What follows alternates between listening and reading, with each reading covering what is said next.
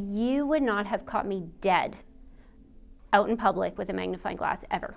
Really? Before I started working here, because I didn't want to look disabled. Oh, right. I didn't want to look blind. I didn't want to have a problem. I didn't want to have a disability. They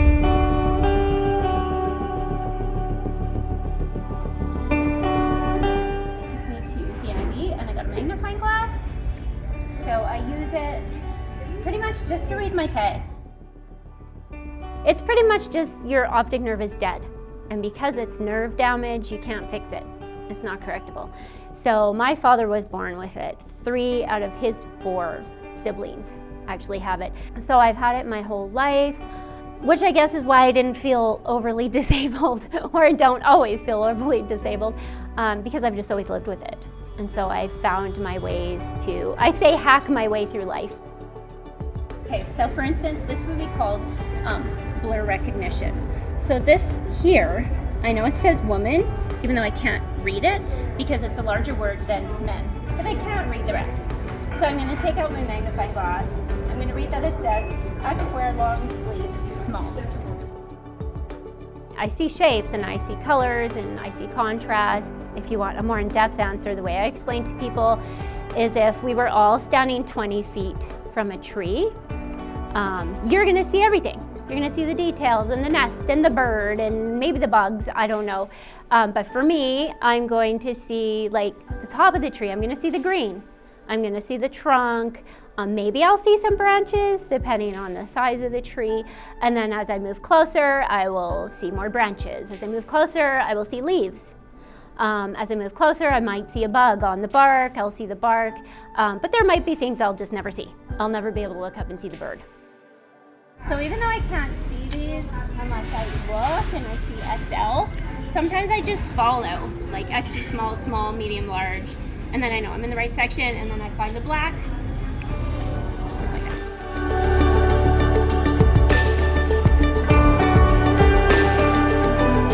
And we moved to Calgary, and I did not want to run a day home anymore. So I applied for lots of jobs, had interviews, and a lot of them didn't know what to do when I told them I was legally blind.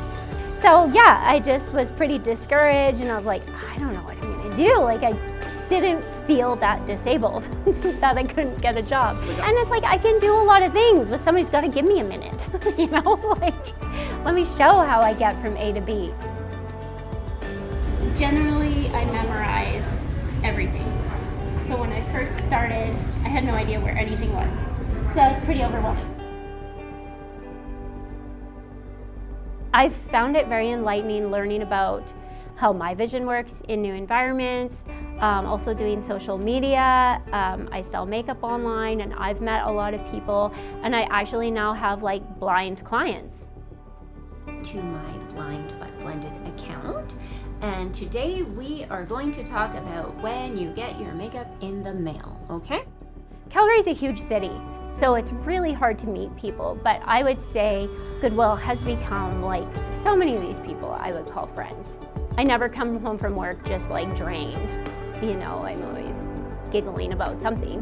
It's a weird thing to work with me and know that I'm legally blind, but I'm walking around not running into things, I guess. But yeah, so in that aspect, it's been really good. And I mean, honestly, I've never had one customer be like, why do you have a magnifying glass? You know, like all these fears that you have in life, but nobody's been like, why do you have that?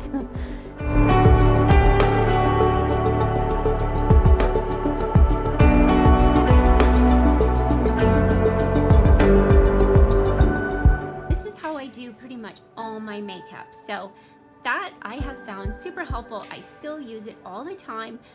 Let me know if that's helpful for you, and like and follow for more blind girl makeup hacks.